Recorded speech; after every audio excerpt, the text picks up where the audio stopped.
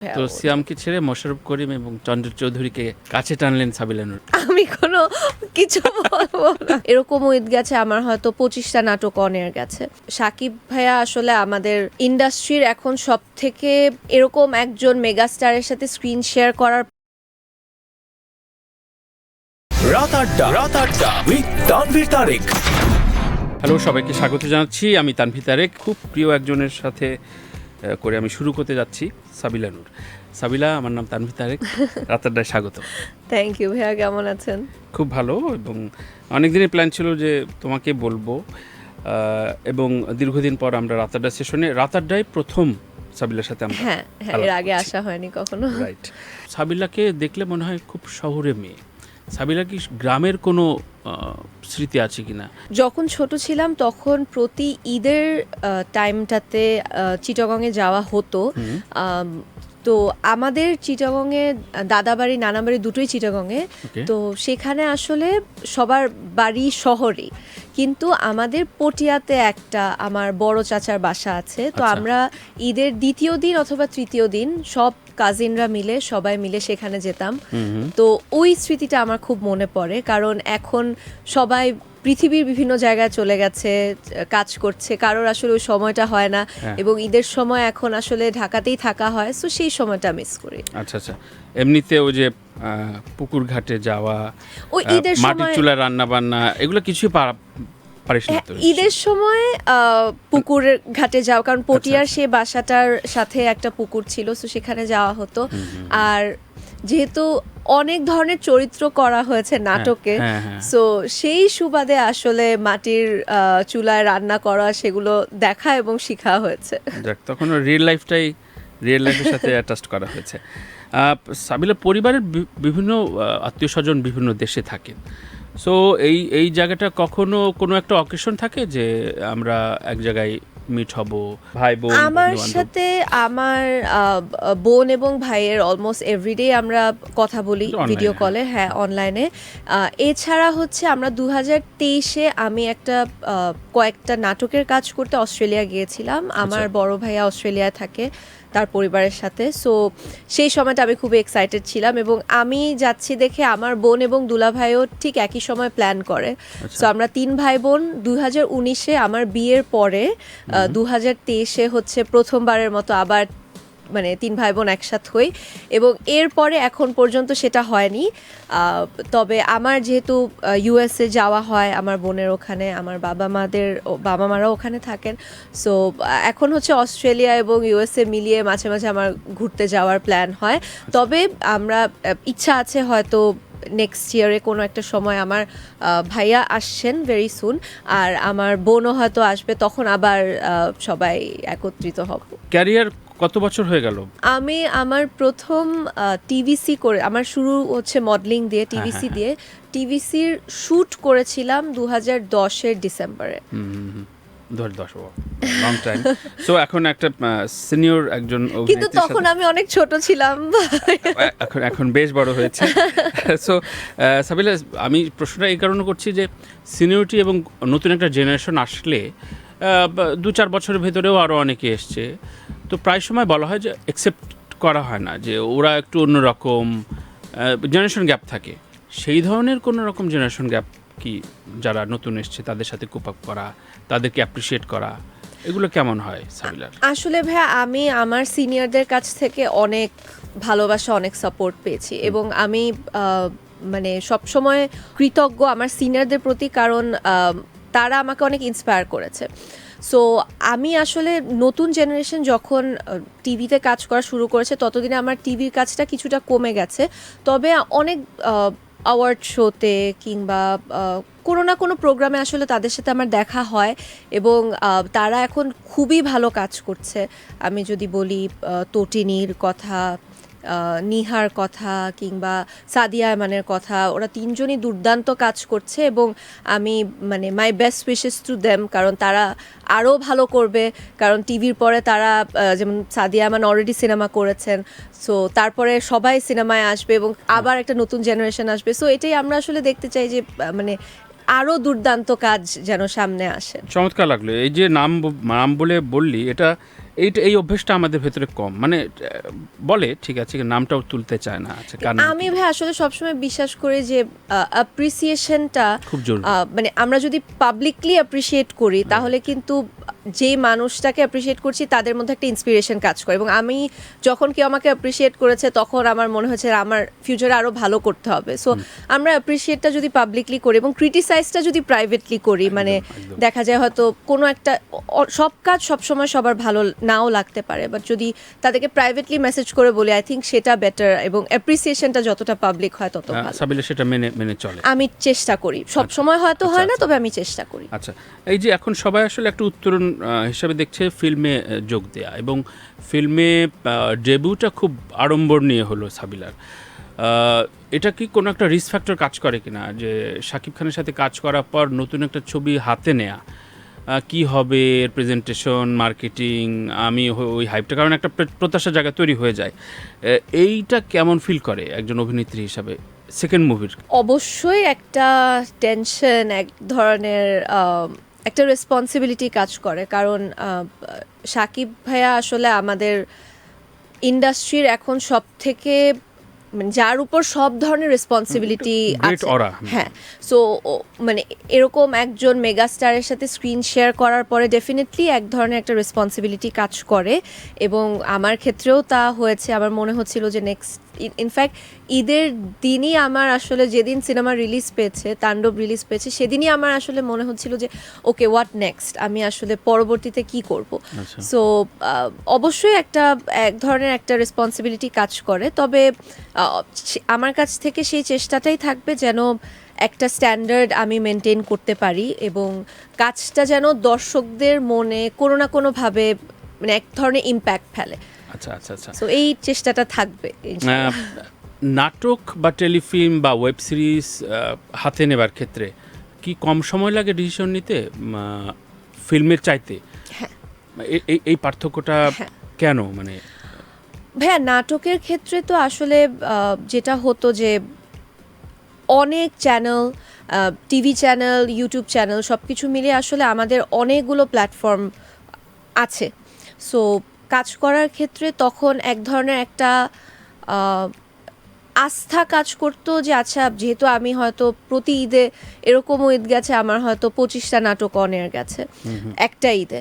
So আমার কাছে মনে হচ্ছে আচ্ছা, আমি চেষ্টা করব যে অবশ্যই 25টা ভালো হোক, সেটা আমি চাইবো, বাট হয়তো সেটা মানে প্র্যাকটিক্যালি স্পিকিং সম্ভব হয় না। তবে আমি চেষ্টা করবো ওকে আমার 10টা গল্প যেন একদম এক্সক্লুসিভ হয়। সো এক ধরনের একটা প্ল্যানিং করা যায় এবং ইজিয়ার হয় তখন। সিনেমার ক্ষেত্রে রেসপন্সিবিলিটিটা অনেক বেশি, যেহেতু দর্শক আমাকে হলে গিয়ে টিকিট কেটে দেখছে, সো সেখানে একটা বড় রেসপন্সিবিলিটি কাজ করে। ফিল্মের কোয়ান্টিটি অনেক কম, খুব কম সিনেমা একজন আর্টিস্টের পক্ষে করা সম্ভব হয়। সো সব কিছু মিলিয়ে আমার মনে হয় সিনেমার ক্ষেত্রে চুজিংটা অনেক বেশি ইম্পর্টেন্ট, কারণ আমি হয়তো বছরে খুব বেশি হলে দুটা সিনেমা করতে পারবো। সো তখন কিংবা কোনো একটা প্রোডাকশনে ভুলভাল কিছু কাজ করে ফেললে পরে এটা রিকভার করা যায় নাটকে বা টেলিফিল্মে। তাহলে এই জায়গাটা প্রফেশনালি কতটা রিস্কি এখনো, যে ঠিক আছে একটা লং টার্মে সিনেমা করা হলো অনেকগুলো নাটক বাদ দিয়ে, বা অনেক সময় সাবিলা এখন নাটকেও কম দেখা যাচ্ছে বা দেখতে হয়, একটু অফ রাখতে হয়, ফিনান্সিয়ালি একটা আসপেক্টসের জায়গা থাকে, নাকি সেই চড়া মূল্যেই সব কিছু হিসেবে আচ্ছা 25টা নাটক করতাম, আমি এবার দিয়ে একটা সিনেমা করছি, সুতরাং আমি সেই অনুপাতে পেমেন্ট রেশিও নিব? ভাইয়া আমি আসলে ফাইন্যান্সিয়াল দিকটার ক্ষেত্রে সবসময় মানে আমার কাছে আমার ক্রিয়েটিভ সাইডটা বেশি ইম্পর্ট্যান্ট ফাইন্যান্সিয়াল দিকটার থেকে, কারণ আমি আলহামদুলিল্লাহ অনেক মানে এটা আমি বলতে পারছি কারণ আমি আলহামদুলিল্লাহ প্রিভিলেজ, এবং যদিও আসলে মানে নাটকের সময় এক ধরনের একটা মানে যখন নাটক করতাম তখন আমরা সবাই মিলে কাজ করতাম এবং এক ধরনের একটা রিল্যাক্স একটা ফিলিং ছিল। এখন সেটা নেই। এখন মানে একটা সিনেমার কথা চলছে এবং এখন সবাই মানে সিনেমায় কাজ করার প্রতি অনেক আগ্রহী। সো যেটা 10 বছর আগে ছিল না। হ্যাঁ, এখন সবাই বিকজ সিনেমা এখন ভালো হচ্ছে, ভালো ভালো কাজ হচ্ছে, ভালো কোয়ালিটির সিনেমা হচ্ছে। সো আমি আসলে আমার ক্রিয়েটিভ জিনিসটার দিকে বেশি প্রায়োরিটি দিই, যেই গল্পটা আমার ভালো লাগবে, যে যেই ক্যারেক্টারটা আমার ভালো লাগবে সেটা আমি আসলে ওটা আমার মোর প্রায়োরিটি থাকে, যে সেটা আমি অনেক সময় দেখা যায় রেমুনারেশন একটু কম হলেও আমি হয়তো সেই কাজটা করতে আগ্রহ দেখাবো যদি গল্পটা সেরকম হয়। সো সাবিলা, তাণ্ডবের কথা ছিল, তাণ্ডবের পরে যদি আমি আসি যে বেশ কিছু জায়গায় খবর আমরাও ছাপলাম যে দুটো ছবি, মানে প্রথমে রাক্ষসে ছিল সাবিলা, এটা কমন প্রশ্ন, এটা তোকে ফেস করতে হবে। সো ওইটা কেন না করা হলো, তানিমের ছবিটা কেন অ্যাকসেপ্ট করা হলো, এক্সপ্লেন কি? আচ্ছা, এখন পর্যন্ত আসলে ভাইয়া কোনোখান থেকে কিন্তু কোনো অফিসিয়াল অ্যানাউন্সমেন্ট আসে নাই। তারপরও যদি আমি আচ্ছা। একদম মানে আমার মতো করে বলি, আমার Please. কাছে মনে হয় যে এটা আসলে টিমের রেসপন্সিবিলিটি নিউজটা শেয়ার করার। তবে তানিম ভাইয়া আমাকে রিচ আউট করেছিল জুলাইতে ওনার সিনেমাটার জন্য। সো ওনার সাথে আমার অ্যাকচুয়ালি আগে কথা হয়েছিল আর কি আচ্ছা, আচ্ছা। সিনেমার So, ব্যাপারে। আগে আসলে আগে পাবেন ভিত্তিতে। না না, সেটা না, মানে যেটা হয়েছে যে আসলে একটা তো স্কেজুলের ব্যাপার থাকে এবং মানে আমাদের সময়টা এত কম হয়ে গেছে, মানে আচ্ছা। ঈদের আগের টাইমটাতে সবাই চাচ্ছে যে জানুয়ারির মধ্যে সবকিছু যেন র্যাপ আপ করে ফেলা যায়, সো দ্যাট পোস্টে সময় দিতে পারে। সো সবকিছু মিলিয়ে আর কি বর্ণলতা এক্সপ্রেসটা করা হচ্ছে। আচ্ছা আচ্ছা, তার মানে একেবারেই ফুল ফাইনাল কমিটমেন্ট তো দেওয়া ছিল না কখনো, মানে রাক্ষসে যে আমি অ্যাডভান্স নিয়ে নিব শিডিউল, এভাবে ছিল না, সব ঠিকঠাক, মানে মনোমালিন্যের কোনো ঘটনা না না না না না, একদমই না। এবং খুব mutual সিয়াম তো- understanding হয়েছে। হ্যাঁ অফকোর্স, আর সিয়াম তো হচ্ছে আমার অনেক একদম, মানে very অনেক close. কাছের বন্ধু, এবং আমি অবশ্যই চাইবো যে ওর কাজটা খুবই ভালো হোক, এবং আমি ওর এর আগে যে সিনেমাটা করেছিল জঙ্গলি, সেটাও খুব ভালো হয়েছে। সো এবার এটা আরো ভালো হোক, সেটা ডেফিনেটলি চাইবো। সো মনোমালিন্যর কোনো জায়গা নেই ভাইয়া। তো সিয়ামকে ছেড়ে মোশাররফ করিম এবং চন্দ্র চৌধুরীকে কাছে টানলেন সাবিলানুর, আমি একটা অনলাইন হেডিং দিলাম। আমি কোনো কিছু বলবো না। আচ্ছা, মাল্টিকাস্টিং ছবিতে, মানে তানিমের এই ছবিটা তো মাল্টিকাস্টিং এবং উৎসবটাও ছিল, তো বনলতা এক্সপ্রেসটা যদি হয় এটাতে কোনো ধরনের রিস্ক ফ্যাক্টর থাকে কিনা, অনেক সিকোয়েন্স গোনা হয় কিনা, আচ্ছা আমি আমার প্রায়োরিটি কি, আমি হারায় যাব নাকি এতগুলো তারকার মধ্যে, একটা ম্যাচিউরড জায়গায় এসে সাবিলা তো এটা ভাবতে পারে, মানে এটা ভাবাটা অন্যায় কিছু না। সো এই ইনার ফিলিংটা কেমন থাকে? ভাবাটা ডেফিনেটলি ভাই অন্যায় কিছু না, তবে আমি আসলে আবারও আমার যদি কারোর সাথে কাজ করতে ইচ্ছা করে কিংবা কোনো গল্প পছন্দ হয়, তখন আমি আসলে খুব বেশি কিছু মানে ক্যালকুলেশন করি না বা স্ট্র্যাটেজি করি না। এবং আমি অনেক আগেও এটা বলেছি যে আমি আসলে অত স্ট্র্যাটেজি বা ক্যালকুলেশনে খুব বেশি বিশ্বাসী না। আমি যদি একটা গল্পে বিশ্বাস করি বা একজন ডিরেক্টরের কাজকে বিশ্বাস করি, তখন আমি সেই প্রজেক্টটাতে কাজ করার জন্য একটা ইন্সপিরেশন পাই। এবং আমার কাছে মনে হয় এটা আমার জন্য অনেক বড় একটা অপরচুনিটি হবে এত গুণী আর্টিস্টদের কে দেখার, মানে তাদের কাজের প্রসেসটা সামনাসামনি দেখার। এবং আমি আগেও বলেছি যে আমি যখন শাকিব ভাইয়ের সাথে কাজ করেছি, আমি দেখেছি যে উনি কতটা ডেডিকেটেড এবং কতটা ডিসিপ্লিন। সো ওখান থেকে আমি আমি কিন্তু তাণ্ডব নিয়ে অনেক ধরনের কথা ছিল যে আমার স্ক্রিন টাইম কম কিংবা নানান ধরনের হয়তো কমপ্লেন থাকতে পারে, তবে আমি অ্যাজ অ্যান আর্টিস্ট অনেক বেশি মানে স্যাটিসফাইড ছিলাম কাজটাতে, কারণ আমি অনেক কিছু শিখতে পেরেছি সেখান থেকে। আচ্ছা। আমি দেখেছি যে শাকিব ভাই কীভাবে কাজ করেন, উনার প্রসেসটা, সো সেটা আমাকে ইন্সপায়ার করেছে। সো আমি ওই শিক্ষাটা নিয়ে আমার নেক্সট ফিল্মে চেষ্টা করব সেটা কাজে লাগানো, এবং নেক্সট ফিল্মের শিক্ষাটা চেষ্টা করব পরের ফিল্মে কোনোভাবে কিছু মানে বুঝছি, অ্যাপ্লাই করা যায় কিনা। খুবই টেকনিক্যালি অ্যান্সার। এটাই বলবি, আমি জানতাম। এনিওয়ে, আমি শুধু জানতে চাই যে এই ছবির জার্নি, ধরা যাক তানিম যদি উৎসবের আগে অফারটা করতো, কোনো ফিল্মের কোনো রেফারেন্স নাই ওর কাছে, তাহলে কি ব্যাপারটা কঠিন হতো কিনা, যে ঠিক আছে উৎসব করেছে আমি একটা ব্ল্যাঙ্ক চেক দিতে পারি? আমি ওনার কাজ দেখেছি এবং ওনার কাজ আমার খুবই মানে রিমার্কেবল লেগেছে। সো আমার মনে হয় না উৎসবের আগে হলে কঠিন হতো না। আচ্ছা, এখানে এসে অনেকে বলেছে, ইনফ্যাক্ট জয়া বলেছে যে আমি প্রশ্নটা ছিল সবাইকে করি যে মানুষ চেনা যায় কীভাবে, যে কফি খেতে খেতে বা স্ক্রিপ্টের আলোচনায় কিভাবে না করা হয়। একটা পর্যায়ে তো সব তো আর অ্যাকসেপ্ট করে না সাবিলা, সো কোন কোন পর্যায়ে না হয়, ঠিক আছে কাজটা করছি না, কিভাবে বোঝে? এটা বোঝাটাই তো ক্যারিয়ারের মূল মনসিয়ানা। অনেকেই হারায় গেছে, চুজ করতে পারেনি, পিক অ্যান্ড চুজটা ঝামেলা ছিল। সো এইটা কিভাবে, কারো রেফারেন্স, কাউকে পরামর্শ নেওয়া হয়, নাকি বোঝা যায় যে ওর ডেডিকেশন কম আছে? আমি আসলে কাজের ব্যাপারে ভাইয়া অত মানে কারো কাছ থেকে পরামর্শ নেওয়ার মানে কোনো উপদেশটা নাই আলাদা? না, নেই। মানে আমি কখনোই, মানে আমি যখন থেকে কাজ করি আমি আসলে খুবই ইন্ডিপেন্ডেন্ট বা ইন্ডিভিজুয়াল ভাবে কাজ করেছি, এবং অনেক সময় যেটা হচ্ছে আমি হয়তো আমার মা বাবার সাথে শেয়ার করেছি এবং পরে হয়তো এখন মাঝে মাঝে আমার হাজব্যান্ডের সাথে শেয়ার করি, বাট দ্যাট ইজ খুবই ক্যাজুয়াল ভাবে, এরকম না যে কেউ আমাকে কোনো ধরনের পরামর্শ দেয় বা ওই জায়গাটা থেকে না।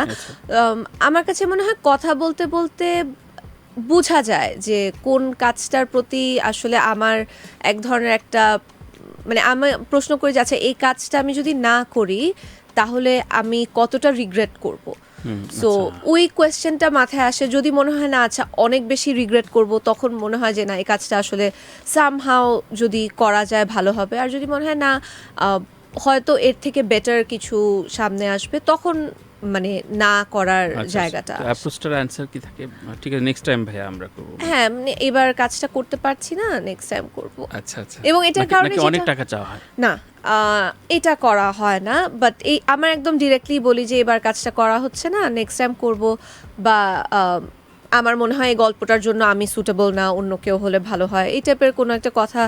অনেক সময় যেটা হয় যে আমি যেহেতু অনেক ডিরেক্টলি বলি, হয়তো অনেকে কিছুটা মন খারাপ করে, তবে আমি বিশ্বাস করি ডিরেক্টলি বলাটাই হয়তো বেটার আর কি। সাবিলা যেহেতু খুব নিজে বলি যে প্রিভিলেজ ফ্যামিলি, এবং খুব বেশি স্ট্রাগল করতে হয়নি লাইফে, আমি আবারও আমার পুরনো কিছু গেস্টের রেফারেন্স টেনে বলবো যে যারা পেশাদার অভিনেতা, এভাবে বলেছেন অনেকে, আমি নাম বলতে চাই না, বলেছেন যে যখন মনে হয় যে আমার ভাড়া দিতে হবে, আমার সংসারটা চালাতে হবে, তখন অনেক কিছু কাজ হ্যাঁ বলতে হয়, এবং সেটা করতে হয়। সেগুলো আমরা নাম হয়তো ইন্টারভিউতে বলি না, কিন্তু আমাদের এটা করতে হয়। তার মানে এটা যখন শৌখিন পর্যায়ে থাকে তখন ভালো কাজ করা যায়। পেশাদার হিসেবে বাংলাদেশে অনেক আজে বাজে কাজ করতে হয়। ভাই আসলে প্রত্যেকটা মানুষের রিয়ালিটি তো এক এক রকম। হ্যাঁ, সো আমি আসলে তাদের জায়গা থেকে মানে তাদের এক্সপিরিয়েন্সকে কোনোভাবে মানে ছোট করতে চাই না, বা কোনো ধরনের কোনো কমেন্ট পাস করতে চাই না, কারণ আমার কাছে মনে হয় প্রতিটা আর্টিস্ট যেভাবে করে মানে জীবন বা ক্যারিয়ারকে সাজায়, সেটা কমপ্লিটলি তাদের সারাউন্ডিং বা তাদের লাইফের মতো হয়। তবে আমি মনে করি আমিও অনেক কাজ হয়তো করেছি যেটা অনেক সময় হয়তো মানা করতে পারিনি, কারণ হয়তো সিনিয়র একজন বলেছে কাজটা করতে, সো সেটা আসলে মানে না করাটা তখন এক পর্যায়ে অভদ্রতা কিংবা রুডনেসের পর্যায়ে চলে যায় কিনা সেই চিন্তা থেকে অনেক সময় করতে হয়। ধরা যাক দীপিকা, ক্যাটরিনা, ওরা বিয়ের পরে দু তিনটা আর্টিকেল দেখলাম যে ওদের ক্যারিয়ার রেশিও এবং চাহিদা, অনলাইন জরিপ ওদের নেমে গেছে। বাংলাদেশের নাম বললে আমাকে পিটাতে আসবে, সুতরাং নাম বলতে চাই না। যারা যারা বিয়ে করেছে তারপরে আসলে বেসিক্যালি তাদের একটা ফল ডাউন হয়েছে, মানে এটা অস্বীকার করার কোনো কারণ নাই। কিন্তু সাবিলা মানে বিয়ের পরেই তাণ্ডব করলো, ছবি করছে, মানে এটা মানে কাহিনী কি? ভাই আমার বিয়ে কিন্তু হচ্ছে 2019-এ। হ্যাঁ, মানে আমি মানে ছবিটার উল্লেখ করে বললাম আর কি। আমাকে আমাকেও কিন্তু বিয়ের আগে অনেকে বলেছে যে এত তাড়াতাড়ি, কারণ আমি অনেক আর্লি বিয়ে করেছি, যে এত তাড়াতাড়ি বিয়ে করছো, ক্যারিয়ার কিন্তু শেষ বা এরকম অনেক। কিন্তু আমার কাছে মনে হয়েছে যে আমি যদি আসলে প্রপারলি কাজটা করতে পারি তাহলে আমার ক্যারিয়ার কেন শেষ হবে? দিন শেষে তো আমার ক্যারিয়ার হচ্ছে আমি কিভাবে কাজ করছি, কতটা ভালো কাজ করছি, কতটা ভালো অভিনয় করছি, সেটাই। এবং আমি একটা জিনিস অনেক লাকি যে আমি যখন থেকে কাজ করি আমি আমার ফ্যামিলির সাপোর্ট পেয়েছি। আমার আম্মু সবসময় আমার সাথে যেত শুটিংয়ে, এবং সেটা কিন্তু অনেক বড় একটা সাপোর্ট আমি মনে করি ছোট থেকে যখন কাজ করি তখন। এবং আমি বিয়ের পরেও আমার ইনলজের সাইড থেকে অনেক সাপোর্ট পেয়েছি, যে মানে তারা আমাকে কোনো ধরনের কোনো মানে অব্লিগেশনের মধ্যে কখনো ফেলেনি বা অত কোয়েশ্চেনের উত্তর দিতে হয়নি। সো আমি আসলে আমার প্রফেশনাল এবং পার্সোনাল লাইফটাকে খুব সুন্দরভাবে সেপারেট করে কাজটা করতে পারি। সো সাবিলা ঠিকঠাক ছেলেটাকে চুজ করতে পেরেছে নাকি? আলহামদুলিল্লাহ। আচ্ছা আচ্ছা। তো ঠিকঠাক ছেলেটা কি করে, এবং পরামর্শের জায়গায় কোন রকম না শোনা হয়েছে কিনা, নাকি কখনোই বলেই না। না, ও কোনো নাকি কিছু সংবিধান আছে আলাদা?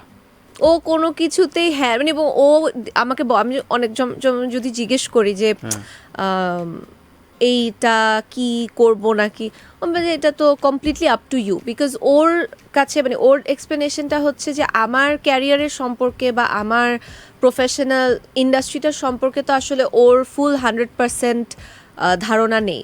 সো এখন আসলে কোনো ধরনের কোনো ইয়েস নো বলবে সেটা তো বায়াসড হবে, বা সেটা সে ফুললি ইনফর্মড হয়ে বলবে না। সো এই জন্য ও কখনো হ্যাঁ না বলে না, তবেও আমার কাজ দেখে এবং কাজ দেখে ক্রিটিসাইজ করে আচ্ছা। যে এই অভিনয়টা এই জায়গাটা ভালো হয় নাই, কিংবা এই কান্নার জায়গাটা আরো বেটার হতে পারতো। একটু বল, detail বলে? হ্যাঁ ডিটেল বলে, এবং এটা আমি আমার বোনের কাছ থেকেও শুনি, আমার ভাইয়ের কাছ থেকেও শুনি, আমার আম্মুর কাছ থেকেও শুনি। সো সবাই মিলেই আসলে আমাকে অনেক ক্রিটিসাইজ করে, তবে হ্যাঁ নার জায়গাটা কিংবা কোনো ধরনের কোনো মানে এটা মানে ওই উপদেশ দেওয়ার জায়গাটা কখনো আসলে মানে সাবিলা, উপদেশ দেয় হ্যাঁ যে মানে সেগুলো একসেপ্ট করে কেমন, করা হয় কেমন, মানে সাবিলার মানে গুরুত্ব দেওয়াটা? আমি মানে সবার ওপিনিয়ন নেই, তবে তারপরে তোমার দিন মতো শেষে করে। হ্যাঁ আমি সেটা আমলে নিয়ে তারপরে আসলে নিজের মতো করে আচ্ছা। নিজের ডিসিশনটা নেই। সো এই শোতে আসার আগে আসলে 2-3 দিন ধরে আমি একটা ছবি দিয়ে অনলাইনে প্রশ্ন চেয়েছিলাম। প্রায় অনেকেই বলেছে খুব অহংকারী, স্নবিশ, এবং মনে হয় যে খুব মানে অনেক কিছু বলা যাবে না, সহজ না, এরকম মনে হয়েছে। এরকম পারসেপশনটা কি ক্যারি করে সাবিলা, নাকি এটা একটা পার্সোনালি? আপনার কি মনে হয় ভাইয়া? আমার কাছে আমি তো অবাক আমি তো তোর সাথে কথা বলার আগেও আমার কাছে এরকম মনে হয়েছে। তখন মনে হচ্ছে ঠিক আছে, মেয়েটাকে চিনি না, বা আমার মনে আছে হয়তো যে আমার অনিমার একটা ইন্টারভিউ তুই আর সিয়াম করেছিস। হ্যাঁ হ্যাঁ হ্যাঁ হ্যাঁ সো সিয়াম ছিল না ওই দিন, তুই ছিলি। ওকে সো তখন মনে হচ্ছে না তো সাবিলা, কিন্তু তার আগে থেকে কিন্তু আমি এইটা শুনছিলাম যে ও বোধহয় একটু। একদমই না ভাইয়া, আমি যখন থেকে আসলে এটা শোনা শুরু Reserve. করেছি, হ্যাঁ হ্যাঁ এখন আমি আসলে খুব ইজিলি সবার সাথে মানে মিশতে পারি না, মানে আমার একটু অ্যাডাপ্ট করতে সময় লাগে। সো অনেক সময় অনেকে সেটাকে হয়তো মিসআন্ডারস্ট্যান্ড করে যে ভাব নিচ্ছি কিংবা অহংকারী, কিন্তু আসলে একদমই তাই না। কারণ আমার সাথে যদি একবার মানে আমি যদি কারোর সাথে কমফোর্টেবল হই বা একবার যদি কারোর সাথে কথা বলি, তখন তারা আসলে বুঝতে পারে যে আচ্ছা, আমি একদমই সেরকম না, মানে স্নব তো নাই। আমি চেষ্টা করি to be as friendly as I can. তবে এটা সত্যি যে আমার আসলে মানে প্রথম ইন্টারঅ্যাকশনটা করতে একটু সময় লাগে, বা প্রথম ইন্টারঅ্যাকশনে আমি হয়তো অতটা কমফোর্টেবল থাকি না, একটু রিজার্ভ থাকি। তবে মানে কারোর সাথে যদি একবার আসলে আমার ক্লিক হয়ে যায়, তখন আমার সব মনে ঠিক। হয় কেউ বলবে না এটা যে আমি Right. রিজার্ভ। একদম, এবং আমিও আসলে সার্টিফাই করছি ও একেবারেই এটা না। অহংকারী তো একদমই না, আমি জানি না এটা কেন বলে। সো যারা কম কথা বলে বা পার্টি সার্টিতে কম যায়, হা হা হি অকারণে যারা একটু কম করে, তাদের সম্পর্কে আমি দেখেছি এটা বর্তায়। এটা আমার অবজারভেশন। একটা প্রশ্ন রেখে আমি প্রথম বিরতিতে যেতে চাই। এটাও প্রশ্ন, এটা অবশ্য আমাদের ইন্ডাস্ট্রির নির্মাতা, আমি নাম বলছি না, বলা হয় যে একটা নির্দিষ্ট ঘরানার বাইরে সাবিলা খুব বেশি অ্যাকসেপ্ট করে না, স্ক্রিপ্ট রিচ করা যায় না, এবং একটা সিন্ডিকেট মেনটেন করে। আমি এটা একদমই বিশ্বাস করি না ভাই, কারণ আমি যখন নাটকে কাজ করতাম মানে খুব কম ডিরেক্টর আছে যাদের সাথে আমার কাজ করা হয়নি। আমি জানি না আসলে সিন্ডিকেট কাদের কথা বলে। এখন ডেফিনেটলি কি ইন্ডাস্ট্রিতে এখন সিন্ডিকেট আছে নাকি, মানে জানি না এখন ভাই আসলে এখন সিন্ডিকেট কই, আমি তো খুঁজে পাই না। হ্যাঁ মানে কি মানে কোন অর্থে বলে সেটা আমি বুঝি না। ডেফিনেটলি আমার ইন্ডাস্ট্রিতে কিছু মানুষ আছে যাদের সাথে আমি ক্লোজ, হয়তো যাদের সাথে আমার মানে প্রফেশনাল সম্পর্কের বাইরেও আমি হয়তো পার্সোনালি তাদেরকে পছন্দ করি, তাদের সাথে আমার দেখা হয়। খুবই লিমিটেড মানুষ তারা, এবং তাদের কারো কাজই আমার করা হয় না। যদি আমি বলি যে তাদের কাজ করা হয় না, না তাদের কাজ আচ্ছা। মানে তাদের সাথে আমার যেমন আমি মেজাবিন আপুর সাথে খুব ক্লোজ, এবং আদনান ভাইয়ের সাথেও খুব ক্লোজ। আদনান ভাইয়ের সাথে আমার লাস্ট টিভিসি করা হয়েছে মনে হয় 21-22-21-এর দিকে। তাই হ্যাঁ, এখন 2025। সো যদি সিন্ডিকেট মেনটেনই করতাম তাহলে তো সব টিভিসি হতো, মানে সিন্ডিকেট। খুব কম ডিরেক্টর আছে যাদের সাথে আমার কাজ করা হয়নি, অনেক সিনিয়র ডিরেক্টরদের সাথেও কাজ করা হয়েছে, একদম নতুন যারা তাদের কাজও করা হয়েছে, এবং অনেকেরই ফার্স্ট প্রজেক্টও আমি করেছি, এরকমও হয়েছে। অবশ্যই, তার মানে কাজটাই আসলে মূল, এখানে সিন্ডিকেশন কোনো অবশ্যই গুরুত্ব পায় না, এবং এটি আমি দেখি। আর বাংলাদেশে এখন সিন্ডিকেশনটা আছে বলে আমার মনে হয় না। দু একটা ওটিটি সিরিজকে কেন্দ্র করে সিন্ডিকেট ধরা হয়, সেটাও যোগ্যতার খাতিরে। এনিওয়ে, আমি সেগুলো নিয়ে আরেকটু বিস্তারিত আসবো। ছোট্ট একটা বিরতি নিচ্ছি। দেখছেন, শুনছেন রাত আড্ডা উইথ মি তানভীর তারেক, এবং আমার সাথে রয়েছেন অত্যন্ত জনপ্রিয় অভিনেত্রী, অভিনয়শিল্পী সাবিলা নূর। একটা দারুণ খবর জানিয়ে রাখি যে এখন থেকে প্রতিদিন কিন্তু আপনার অবসরের সঙ্গী জাগো এন্টারটেনমেন্ট। প্রিয় তারকাদের অভিনীত নাটকগুলো দেখতে ইউটিউবে গিয়ে সাবস্ক্রাইব করুন এখনই, এবং থাকুন নাটকের বিশাল এক দুনিয়ায় জাগো এন্টারটেনমেন্টের সাথেই। বিস্তারিত জানতে চলে আসুন facebook.com/jago entertainment-এ। ছোট্ট একটা বিরতি নিয়ে ফিরছি, সঙ্গে থাকুন।